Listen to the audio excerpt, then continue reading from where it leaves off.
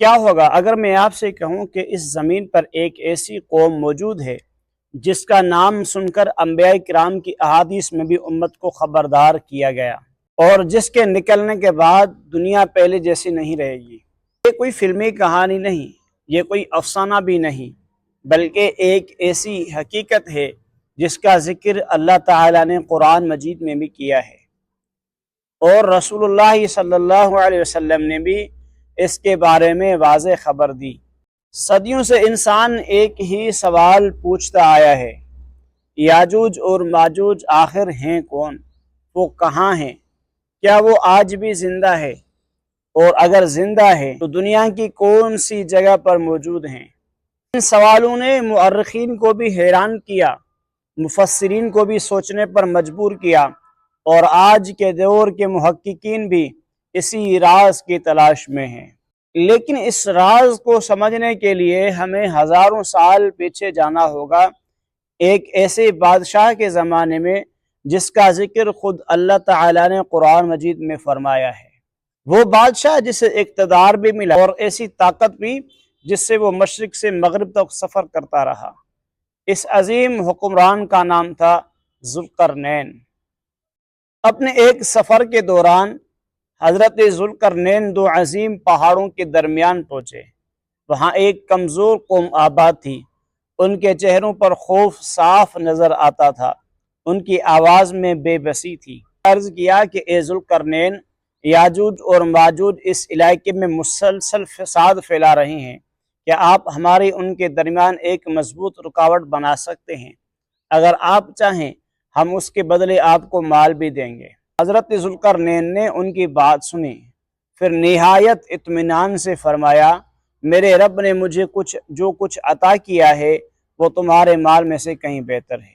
میں تمہارے اور ان کے درمیان ایک ایسی دیوار تعمیر کروں گا جسے عبور کرنا آسان نہیں ہوگا۔ حضرت ذوالقرنین کا یہ جواب سن کر وہ لوگ حیران رہ گئے، کیونکہ تاریخ میں شاید پہلی بار کسی طاقتور حکمران نے مال و دولت کو ٹھکرا کر صرف اللہ کی رضا اور لوگوں کی حفاظت کو ترجیح دی۔ ذوالقرنین نے فرمایا، میرے پاس لوہے کے بڑے بڑے ٹکڑے لے آؤ۔ چنانچہ لوگ چاروں طرف سے لوہا جمع کرنے لگے۔ ہر شخص اپنی طاقت کے مطابق اس عظیم کام میں شریک ہو گیا۔ آہستہ آہستہ دو عظیم پہاڑوں کے درمیان لوہے کی تہیں بچھائی جانے لگی، ایک تہ، پھر دوسری تہ، پھر تیسری تہ۔ یہ کوئی معمولی دیوار نہیں تھی، یہ ایک ایسی رکاوٹ تھی جو آنے والے زمانوں کے لیے بنائی جا رہی تھی۔ جب دونوں پہاڑوں کے درمیان وہ دیوار اپنے مطلوبہ بلندی تک پہنچ گئی تو حضرت ذوالقرنین نے فرمایا، اب آگ بھڑکاؤ۔ چند ہی لمحوں میں ہر طرف آگ کے شعلے بلند ہونے لگے۔ لوہے کی وہ عظیم دیوار دھیرے دھیرے سرخ ہونے لگی، پھر سرخی شدید گرمی میں تبدیل ہو گئی۔ ایسا محسوس ہوتا تھا جیسے پہاڑوں کے درمیان ایک عظیم بھٹی جل رہی ہو۔ پھر حضرت ذوالقرنین نے فرمایا کہ میرے پاس پگھلا ہوا تانبا لاؤ۔ چنانچہ پگھلا ہوا تانبا گرم لوہے پر انڈیلا گیا، تانبا لوہے کی ہر خلا میں اترتا چلا گیا، اور یوں یہ دیوار پہلے سے کہیں زیادہ مضبوط ہو گئی۔ قرآن مجید بیان کرتا ہے کہ اس کے بعد یاجوج و ماجوج نہ اس دیوار پر چڑھ سکے اور نہ ہی اس میں سے کوئی سوراخ کر سکے۔ ان کی تمام کوششیں ناکام ہو گئی۔ لیکن اس واقعے کی سب سے حیران کن بات دیوار کی مضبوطی نہیں تھی، بلکہ حضرت ذوالقرنین کے وہ آخری الفاظ تھے جو آج بھی ہر صاحب ایمان کو سوچنے پر مجبور کر دیتے ہیں۔